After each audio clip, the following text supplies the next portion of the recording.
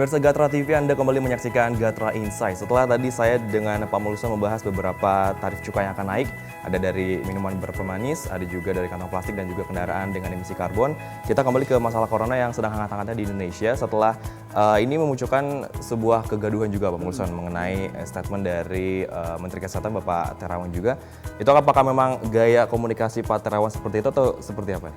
Ya saya kira juga mediumnya ya, maksudnya media massa ada beberapa kata. Saya kalau kita analisis kemarin sebenarnya tidak ada niatan membuat gaduh sih sebenarnya Pak Menteri ini juga. Mungkin ada beberapa kata dia yang kalau dari sisi ilmu medianya quotable gitu ya, menjual gitu. Jadi beliau kan ngomongnya kita aman harusnya begini-begini, kalau kita sudah berusaha begini-begini ya tinggal berdoa.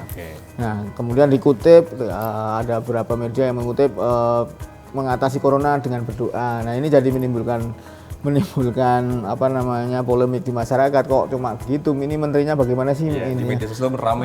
Ini di share dengan di media sosial, di apa namanya fasilitas pesan singkat gitu kan. Jadi ini jadi gaduh gitu. Tapi saya kira memang mungkin gaya Pak Menteri begitu, karena tidak ingin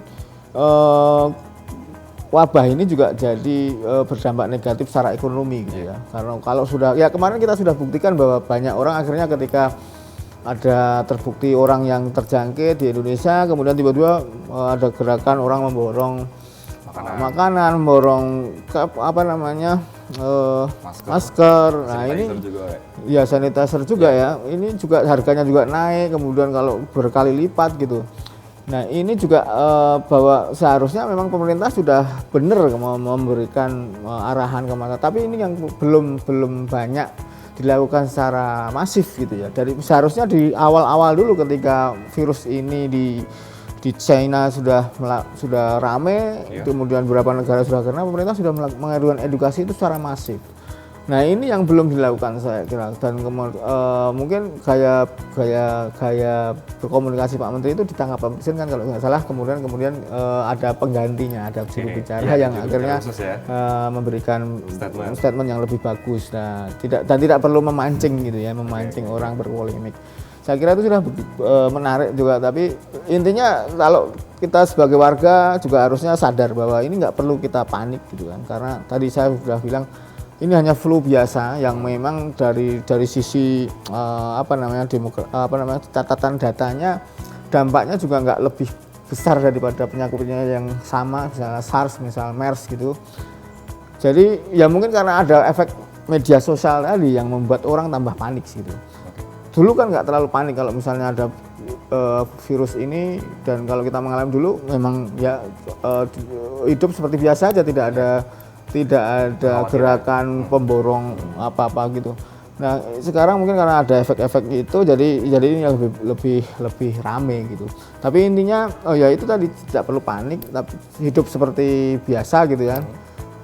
Kalaupun ya menjaga ketahanan tubuh itu yang penting. Oke. Adapun yang saya lihat kemarin adalah langkah-langkah kontroversial Pak Jokowi dalam menaikkan pariwisata juga di Indonesia, seperti menurunkan harga tiket pesawat dan juga menggelontorkan dana untuk influencer, Pak Muluso. Nah ini apakah ini langkah yang tepat untuk Pak Jokowi lakukan di tengah wabah corona seperti ini? Ya saya kira pemerintah juga tidak bisa memungkiri bahwa ini dampaknya akan jelek di sisi perekonomian ya. Wisata ini salah satu banyak pihak yang hidup di sana, banyak masyarakat yang mengandalkan hidupnya dengan wisata kerajinan, kemudian jadi jasa guide. Nah ini kalau misalnya wisata sekarang di Bali itu sepi, nggak bisa saya bayangkan kalau misalnya tadi banyak orang nganggur gitu kan, perekonomian mandek. Nah ini juga akan jadi masalah. Saya kira dengan tujuan pemerintah mungkin bagus ya, cuma nanti komunikasinya, sosialisasinya ke masyarakat mungkin nggak ada, jadi kemudian membuat salah paham gitu. Tapi kalau saya kira di negara-negara lain juga berpikir seperti itu kok.